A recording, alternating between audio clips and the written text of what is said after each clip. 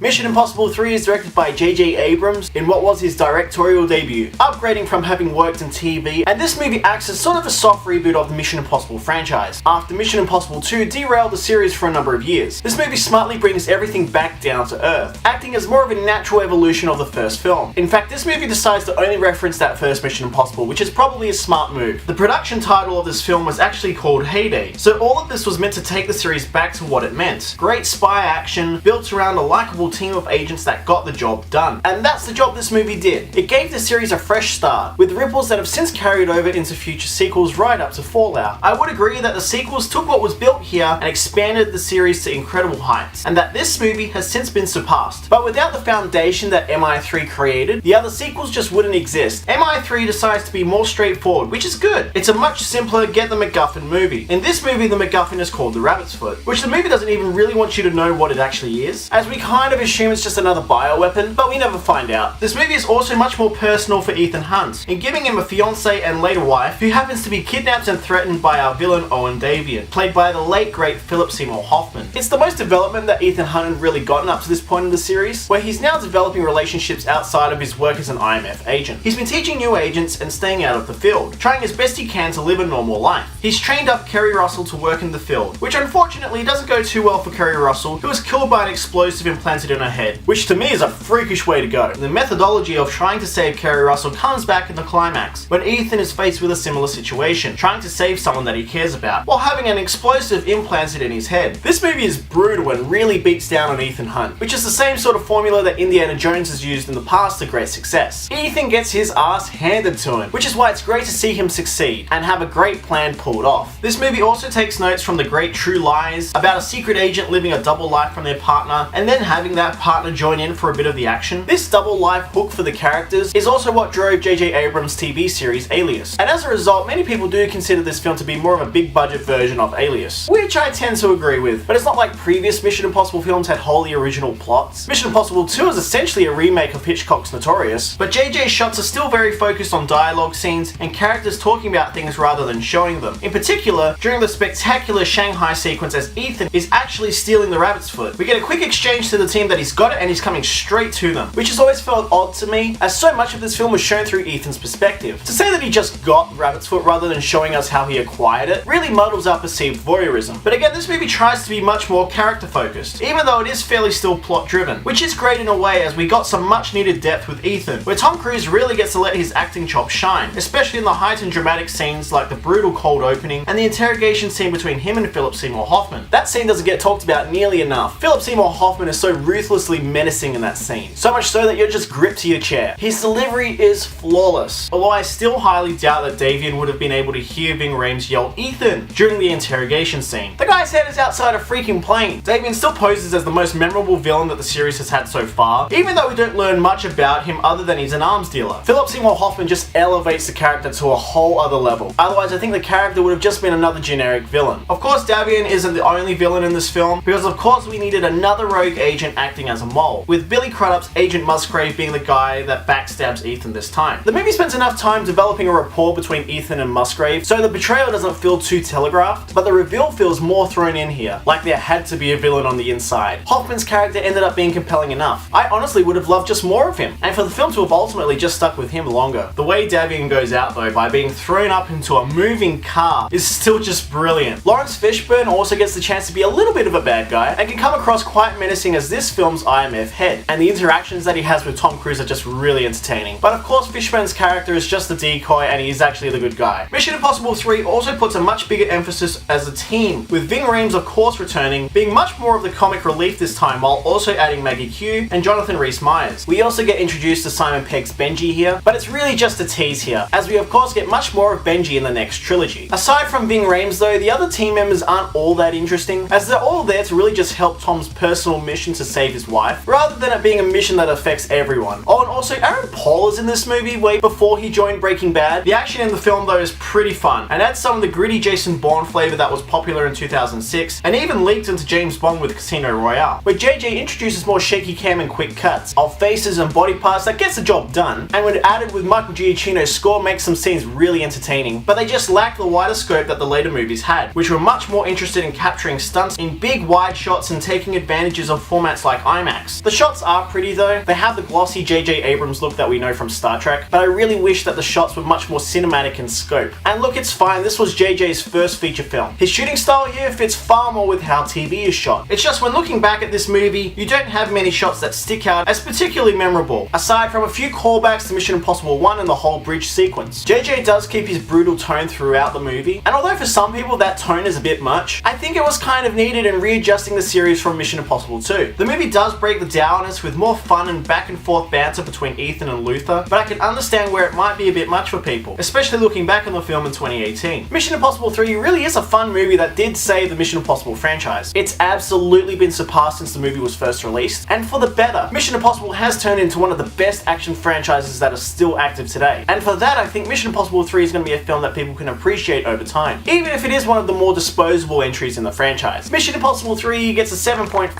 out of 10 from me. Guys, I hope you like this review. If you want to see more reviews just like this one, stay right here for your money fix. Bye guys.